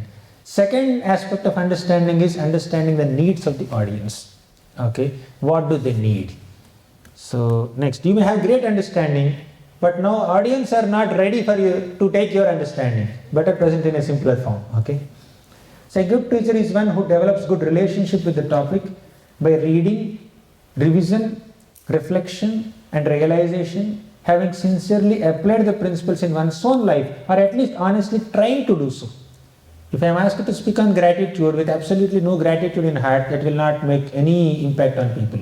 So I should first make an honest attempt to cultivate that gratitude. With little gratitude in the heart, if I speak about gratitude, that will have some impact, right? So subject of the presentation should have a relationship with the subject of the presentation. When we relish what we are speaking, that relish will impact them, right? So when we are genuinely enjoying the subject matter that we are presenting, that will have a deep impact on the consciousness of the hearer. Unless we are personally convinced about a subject, we can't convey it properly to others. So you know this, once Prabhupada called one little child and asked him, what is this? The child said, hand. Whose hand? My hand. Are you hand? No. What is this? Head. Whose head? My head. Are you head? No. What is this? Is this eye? Whose eye? My eye. Are you eye? No. The boy is saying this. Then Prabhupada said, see, this boy is saying that he is not the body. Okay? He says the body belongs to him, but he is not the body. Then who you see? The soul. Prabhupada started explaining. So like that, when we have good relationship with the subject, we can even come up with innovative ways of explaining that subject. This is innovation. Right? Nobody must have thought about this idea. Once Sarvabhauma Prabhu in Bangalore, when he was giving prerana, he applied this. He called a little girl. And he said, what's your name? Priyanka, she said. So what are you studying? First standard. Then he applied this whole thing on her. Somebody asked a question to Prabhuji, Sarvabhauma Prabhu. So who am I? Am I a body? Am I a soul? I am unable to understand. Then Prabhu called this little girl and then did this exercise. In 1 minute he is convinced, I am not body, I am soul. Right? So like that we can be more practical in presentation, and we need to understand the needs of the audience. Like once a crane invited a cat for meals and gave milk in a jar, in a long jar. The cat is unable to drink it. Okay, so then the cat invited the crane for dinner and then gave milk in a flat plate, and the crane is unable to drink with its long beak. So we need to understand, we need to give milk to cat in a small plate or a little long bowl, okay, big bowl, and we need to give milk to crane in a long jar. So similarly, presentation of Shastra also should be customized, should be tailor-made according to the needs of the audience. Then we'll become effective teachers. Some villagers are there, we need to present in a certain manner, acknowledging their cultural background. So once I was taken for this Bhagavata Sravanotsavam in Srikakulam, Andhra border. Okay, there inside there are some small villages. So there also I was asked to speak. So in that villages you need to present something very simple, very lucid. Ananyasyantayanto mam patram pushpam phalam toyam. So that's what they can understand. They can't understand all this art of studying and teaching scriptures. Okay, so you need to present in a lucid manner. So youth, they have their own needs. Kids have their own needs. Okay, one day I was presenting Bhagavad Gita for children. So one little girl from the US, she opened Bhagavad Gita, the picture space, and showed the Vishwarup photo to me on the Zoom.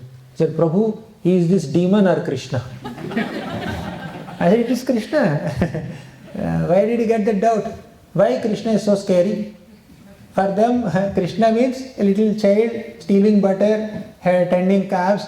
That's their understanding of Krishna. So this Vishwarupa with hundreds of faces, with that, especially she is scared, seeing that from some faces, this fire is emanating. All these people are entering. That is demon, she thought. So we need to present them accordingly. When 6-year-old girl asked this question, Prabhu, Bharat Maharaj remembered a deer, he became a deer. If you remember Krishna, will become Krishna in next life? That is her question. Then I had to tell her, Bharat Maharaj did not become exactly the same deer. He got another deer body. Similarly, if you remember Krishna, so we will get a spiritual body to play with Krishna. Okay? Then she is pacified. So like that different... and one boy asked, my God, 7-year-old boy, he asked, oh, Krishna is saying no one is superior to me. Does it mean that he has false prestige?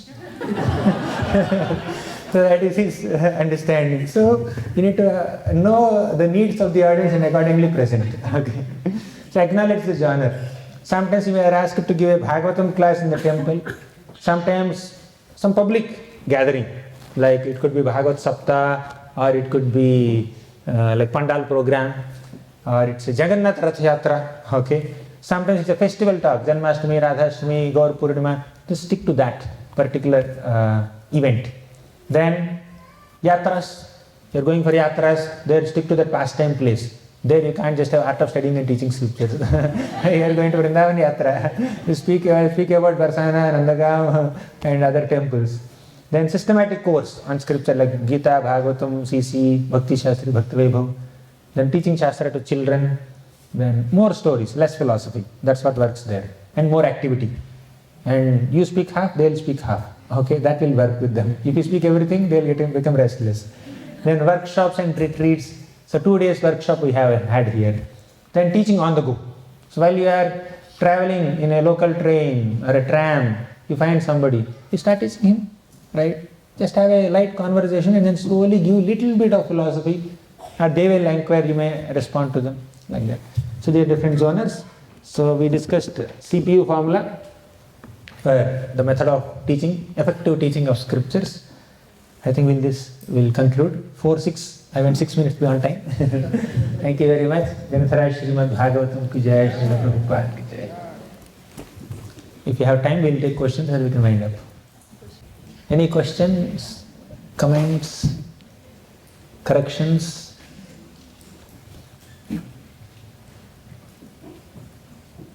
Yes, Prabhu. Prabhu, you said, in our content aspect, that we have to, search around for the relevant content for the topic. Sometimes in my own experience, there is limitations in the content that I can Gather because, for example, when you are giving the Bhagavatam lecture in September, the 2 last Bhagavatam lectures, when the topic was about the ecstatic symptom of Prahlad Maharaj. Oh my goodness, you went around the whole Bhagavatam and then just quoted so many verses and so many examples. So that was sticking to the topic. And then again, when it was about the separation topic, Prahlad Maharaj, the separation from Krishna, then again it was all about separation. But you have that content. And Bhagavatam has that content. Not my content. correct, but because of my own limitations, then how do I fill that gap until now I'm familiar with so many episodes and pastimes and all? That's why study is important, right? Yesterday we discussed about study, then teaching. So, but yes, some shlokas are there, purport is very small, just 3-4 lines purport. Sometimes the morning Bhagavatam class coordinators, they will say that if the purport is very small, take 2 shlokas. Okay, that also happens sometimes. So, like in the purport or in the shloka, we will get just some important points, right? The key points. You just read them out, just reflect a little bit, and then try to connect other episodes to that. You may not find, we can just take help from other devotees also. Some devotees, as a part of their Bhagavatam class preparation, so one agenda is consulting other devotees, what I can include in the presentation. So Yeah, with little reflection, I think we'll get relevant content, right? But if something is not there, sometimes what devotees do is they speak little bit about that shloka, and then they will speak about any occasion that happened on that day. Rukmini Dadashi, for example, they'll speak about Dadashi. Some Krishna Katha we need to do basically. If the shloka is not giving so much scope, then you just zoom out little bit and then give a nice overview of the entire chapter or the canto, right? Then slowly you can zoom in into that. So there are a few thoughts. Any other question? Morning some devotee had some question. Yes, bro. Yes, bro. Prabhu, my question is about Bhakti Riksha. So, we have when we are running a Bhakti Riksha courses and stuff, there are some people who need a lot of attention and stuff. So there is one extreme is where you become so overwhelming to those people and you're helping them out. And there are some people who been there for 2 years now, but they're still not up to 16 hours of chanting kind of stuff in the Bhakti Riksha. So where is the line we draw to how much is it that I should put effort on this person who hasn't been chanting, that I'm not neglecting him, what is the difference between wasting the time on someone or utilizing your time on the other ones who are really serious? So how do I balance that? Yeah, in my humble opinion, with my limited experience, what I can say is, when we are speaking to new people, definitely we have the responsibility to connect more and more new people. But those people who already came, they are not becoming serious. We can definitely try to bring them in touch with people who have become serious. Morning also I was saying something to another devotee. So we need to learn the art of empowerment. When someone has become a little serious, just allocate some people who are not that serious to that person. This Mahaprabhu taught us. Lord Chaitanya Mahaprabhu, he was doing Gundicha marriage, okay, with a big team of devotees. So many devotees came from Bengal, many are the Orissa local devotees. So with all of them, Mahaprabhu is leading Gundicha Marjan and he gave a target right before only. So I will understand how much you have endeavored by seeing the amount of dust you have collected. Although the Lord is Bhavagrahi Janardana, he gave a target also. He is not just sticking to the mood only. He says, okay, I will understand your accomplishment also. What is the numbers, how much dust you have collected. So time to time he will oversee all of them, and when some people have collected dust nicely, cleaned nicely, and some have not done properly, you know what Mahaprabhu does? You have done nicely, you teach him how to do it. We will just connect. It's not that he will personally oversee. We will get overwhelmed. We will get drained. Our energy will be sucked. If we constantly keep on touch with everybody whom you are preaching to, it becomes too much. Right? There are some people who are reciprocating well. We just put other people in touch with those people, empower them. Eventually they will grow. By teaching, we will understand subject matter better, right? By guiding others, we ourselves will become more conscious in our practice. So by delegating the responsibility of few quote unquote not so serious people to those who are little serious, those who are serious become even more serious, and those who are not serious will become serious. And you also will be seen as someone who is more senior, has greater responsibilities, so you may not come to the ground level. So you will have one more layer between you and them, right? Not that we want to be superior, but that layer will also help preaching in a more effective manner. So you, on a regular basis, you teach him, you consult him. If something serious is there, then you come to me. You will save your time. That's effectiveness. So when Raghunath Das Goswami came to Mahaprabhu, to Jagannath Puri, running away from home, what did Mahaprabhu do? Anyone knows? He put him under Swarup Damodar Goswami.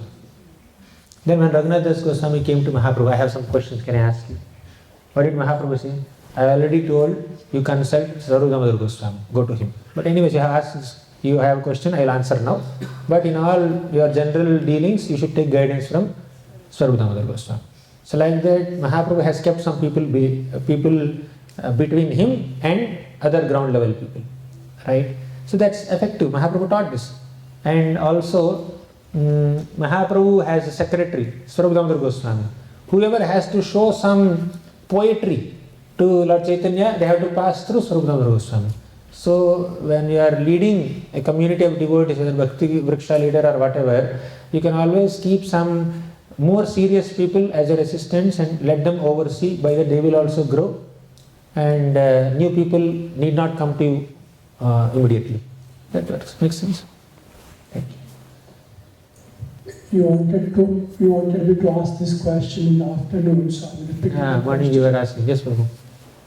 You gave a very nice substitute for demigods like Devata in the scriptures.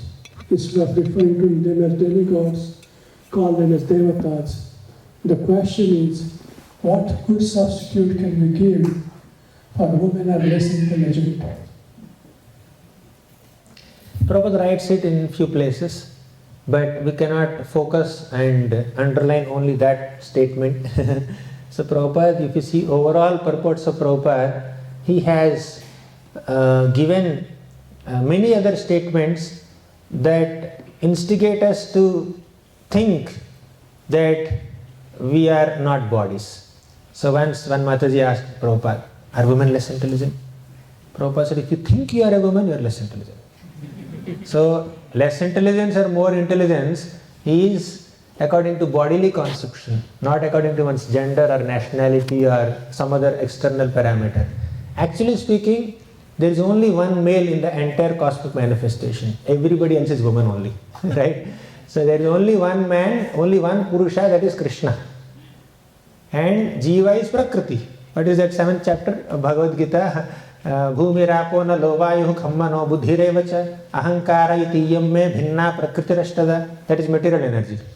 Then apareyam itastvanyam prakritim vidhi me param jiva bhutam mahabhaho yayedam dharyate jagat. Alright? No, something else. So jivas are superior prakriti of Krishna. Jiva is not Purusha. Jiva is also prakriti. Whether the jiva is in a male body or female body, jiva is prakriti only, not Purusha. So jiva is feminine. So according to Tattva, every soul is feminine, not masculine. Every soul is a female, not male. Okay? First point to understand. Okay? There is only one male, Krishna, everybody is female. Second point. In the conditioned state, everybody is a male. Nobody is a female, by the way. Why? Because everybody has Purusha Bhava. So all conditioned souls maintain this mood of being an enjoyer, a proprietor, a master, a controller. That is Purusha Bhava. So we have this Purusha mentality. Whether the soul is in animal body or male body or female body or Indian body or American body, whichever body, conditioned soul has this Purusha Bhava, Purusha mentality, enjoyer mentality. Therefore, in the conditioned state, all of us are Purushas. According to constitutional position, all of us are Prakritis, right? So Tattva-wise, everybody is a female, but conditioned state, everybody is a male. But third point, I've made 2 points. Third point is, soul is neither male nor female. Soul is a servant of Krishna. Jivera Swarupa hai Krishnera Nitya Das. Our being a servant of Krishna is a greater reality than our being in male bodies or female bodies. According to the nature of service that the soul is rendering, the soul is given certain body. Some are gopas, some are gopis. Some are cows, some are bulls.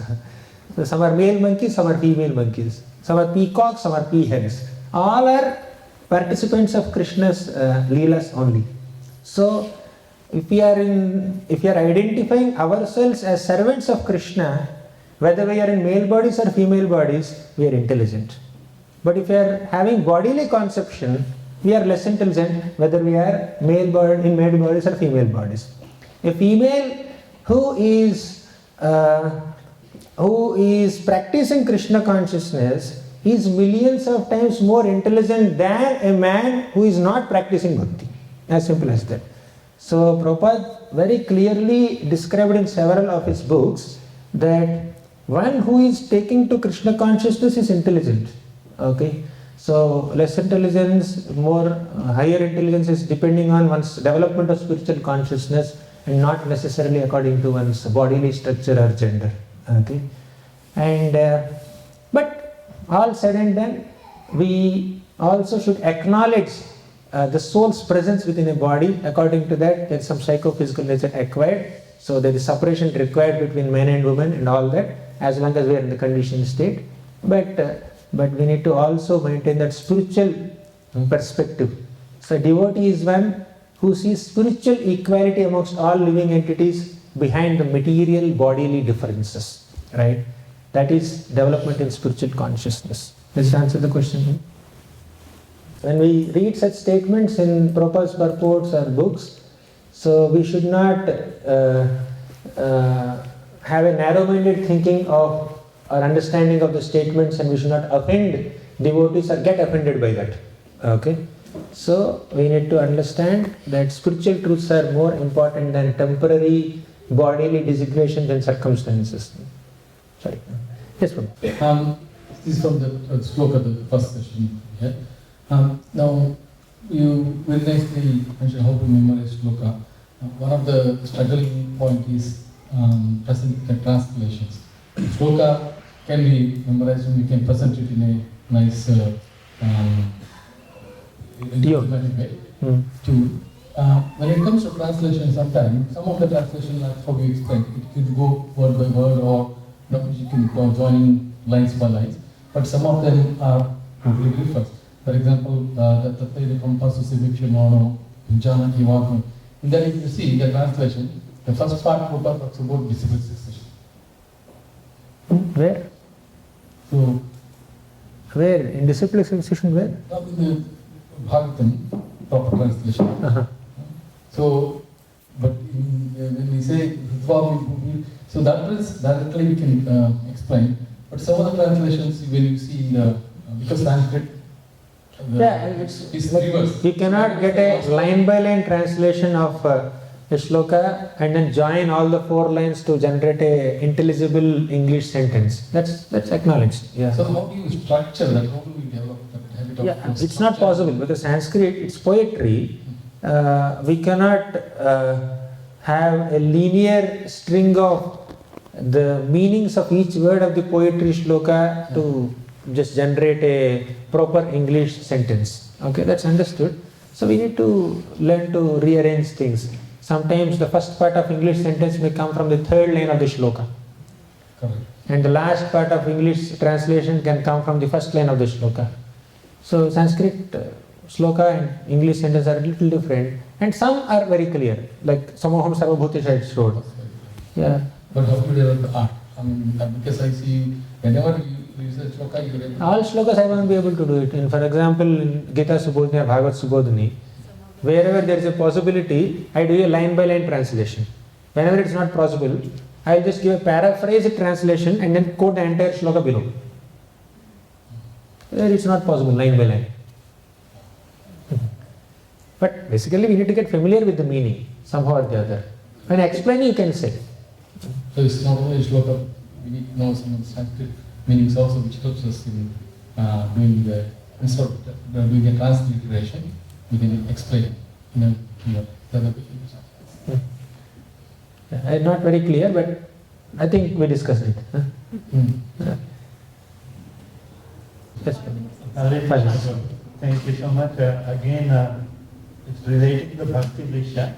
So sometimes, or not sometimes, we have a few very old persons who write Bhaktivedanta. And then we got all the other younger, their parents are with them. So how do you engage at the same time because of their quite senior age? And it could be a language barrier as well because they might understand Hindi. But you still want to engage them a little bit, so that's what we discussed right in the session. When you give a presentation, when you give a class, it's not that every member of the audience will be able to relate with everything that we present. So we try to understand the mood of the audience overall and then present something, and as many people as possible, the majority of the audience will be able to relate with it. But if you have a bigger section of the audience belonging to certain age group or some kind of background, you can, if you have the bandwidth, you can arrange for a separate session for them parallelly. So recently, yesterday when I went there, Prabhu has arranged some devotees to take care of children. The adults were sitting in the main classroom and children were given a different room where some devotees were interacting with them. So we can just separate them out. No, definitely. Thank you. Hare Krishna, Prabhuji. Thank you for your wonderful class yesterday and today. My question from today is, correct me if I'm wrong, you've given us techniques, method of preaching like CPU and please. There are two different methodologies or techniques that we can concentrate on while we are preparing. CPU is the overall formula. Under C there is please. Please, Okay. all the PLAs, personal application points, lessons, they are all part of C, contents. Right. CPU is like one thing only. Okay. So in CPU, if that's the whole thing, then this is content presentation and understanding. Then application part. Do we also give some? The content itself has application part. So in content, we have given please formula, right? Yeah. The P stands for personal application or practical application part. Okay. Thank you. In content, you just kind of highlight some application perspectives. Okay. Right. Thank you. Thank you. And one more thing is like the CPU formula, it's not necessary that everyone has to apply this. It's not a universal methodology given by some acharyas. This is how you have to preach. Just some tips, some direction. Okay, if that is of some use to you, you can use it. Otherwise, you have your own techniques of preaching, no problem. Okay. Yes, Mataji. Thank you for the nice sessions. Actually, the question was from yesterday's sessions regarding with reading Srila Prabhupada books and scriptures, reading and studying. So, you discussed about making notes, and that was a very good point. But should we read first and then second reading we make notes, or in the first reading? Up to you. That's your personal choice. In your first reading, you can make notes, and if you have time to do a second reading, and then you can plan to make notes. Up to you. There is no standard prescription as such. You need not make notes also. Up to you. Actually, I think more the general question is that should we be focusing on reading, or reading and finishing them, or going deeper in what we are reading, because there's a battle there. Yes. We need to it's not like the goal is to finish reading Srimad Bhagavatam, but it's like if I go deep on one verse, then it's going to take very long, and most probably I can't get to see. Yes. Correct. I got the point. When I began reading Bhagavad Gita for the first time, first chapter I read so many times. Okay, because I thought I need to be very thorough. I read few verses, somehow there is a gap. Again I started reading the first few verses. Like that I'm just going back and forth. After a couple of months, one senior devotee asked me, "Oh, you started Bhagavad Gita? So where have you reached?" I said, "I'm in first chapter." "You are still observing the armies?" When will you learn the science of soul? Yes, it's important for us to go deep, but we can just keep some target-oriented approach and then complete the book. At least some basic reading we can just do once, complete the book, then whole life is there to read it, reread it again and again. Okay? So if you just go deep in one sloka only every day, just entire Gita will take 10 years. And Bhagavatam will take 20 years. We don't know whether we'll be here around or we'll go back to Godhead. We don't know by that time. So let's keep a reasonable pace, not too fast, not too slow. What is that? You can decide personally. So keep a reasonable pace and then let's read. Okay. And by the way, this book is not meant to be read only once. The more we read, the more number of times we read, the more the book has insights to reveal to us. We discussed it sufficiently also in our sessions. You read today, after 5 years you read the same shloka again, that shloka will have many more perspectives to reveal to us, right? So it's a perpetual thing going on. At least let there be one basic reading of core books like Gita, Bhagavatam, at least these three. Let's read once at least, completely. Then we can go back and we can do selective reading also. Once you read all 12 cantos, when Narasimha Chaturdashi comes, you can read only Prahalad section. When Janmashtami comes, you can read 10th canto of Vrindavan Pastimes. So like that you can do some selective reading. But at least one reading, let's go at a reasonable pace, not too slow. Thank you very much, Guru. Okay. We'll conclude. Or any other question? Yes, ma'am. Thank you so much, Prabhu, for your wonderful class. Prabhu, I would like to know when you first start learning Shastra. Can you give me some example, like in your day, how much time you spend? In our BT Brahmachari training 2009-10, 12 years back, we had the privilege of having a fixed schedule. Okay, so in those days our study time, at least my study time, was 4:20 a.m. to 5 a.m. plus afternoon we didn't have much schedule. After lunch around 1 o'clock till 2:30 we had some gap. Then 2:30 to 4:30 some service is there, sometimes that service is also not there. Then the gap will become 1 o'clock to 2:30 or 4:30, like that.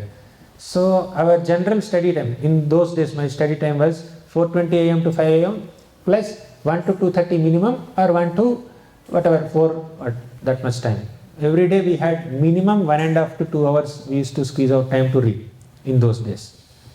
But when we completed the training phase, then we got into schedules of different services, different devotees are doing different responsibilities, so I could never find out that much time.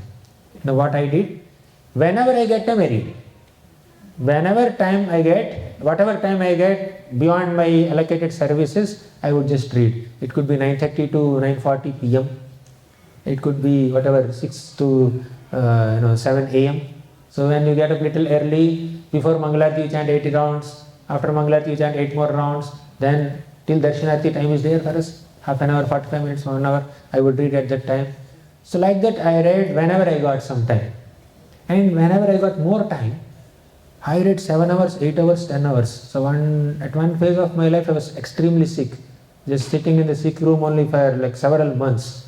So no other engagement, physically I can't do much. So I would just lie down and read Bhagavatam hours together. Night time, headache, I just get up at 12 o'clock or 1 o'clock because I could not sleep. Open Bhagavatam, just read. I did like that. So we should be like camel. You know camel?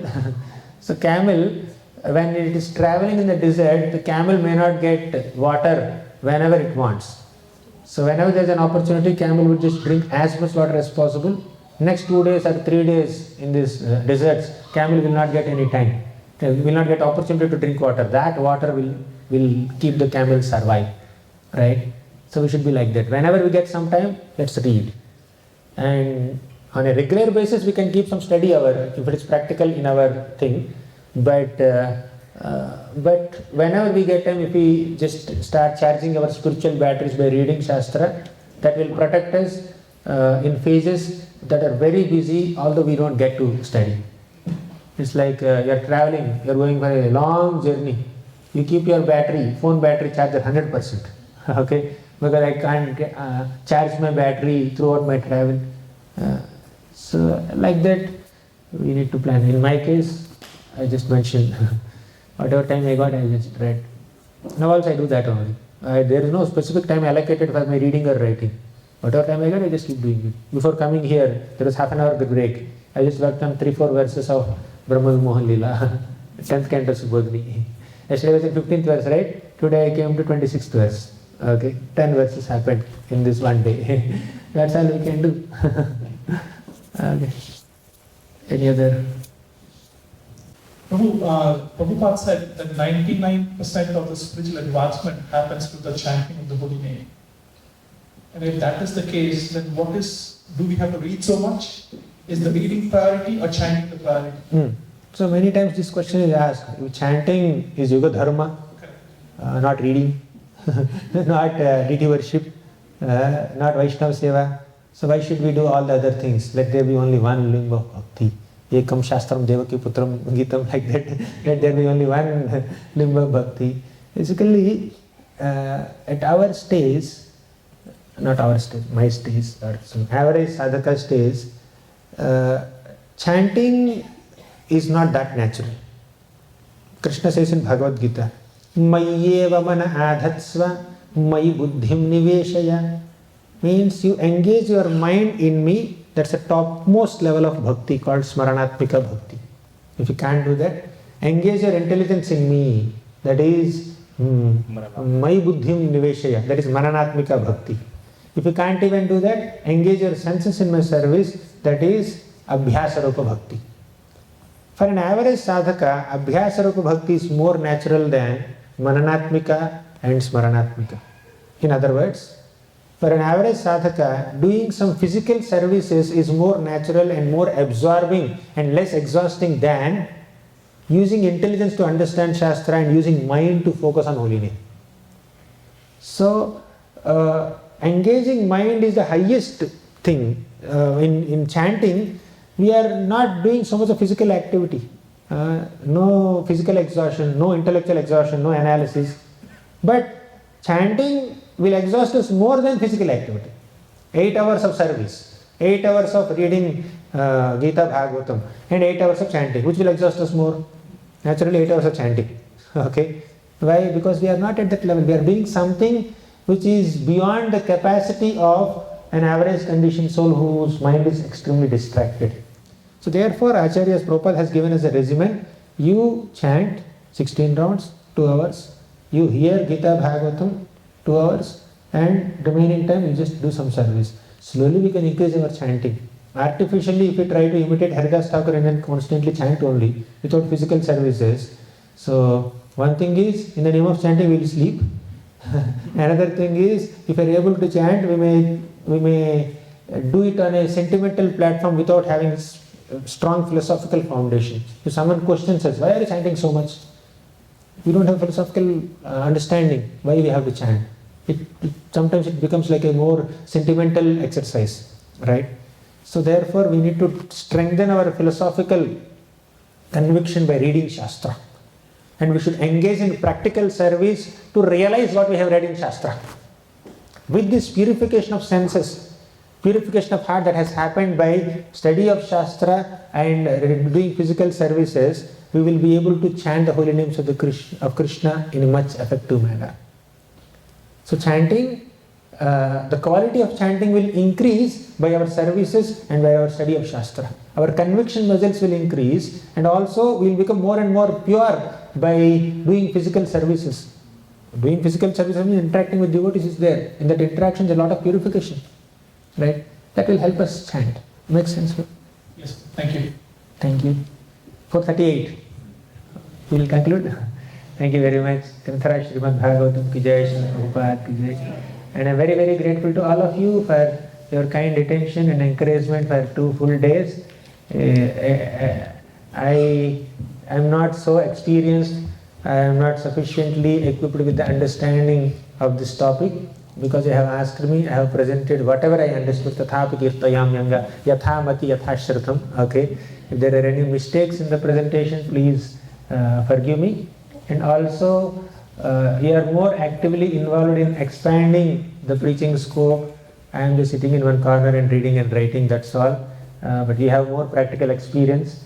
If I said anything beyond my scope, if I sounded instructive in any way, please forgive me for that also. And many devotees who are more experienced, more aged in age and experience and service and realization, many I see here are much elder to me.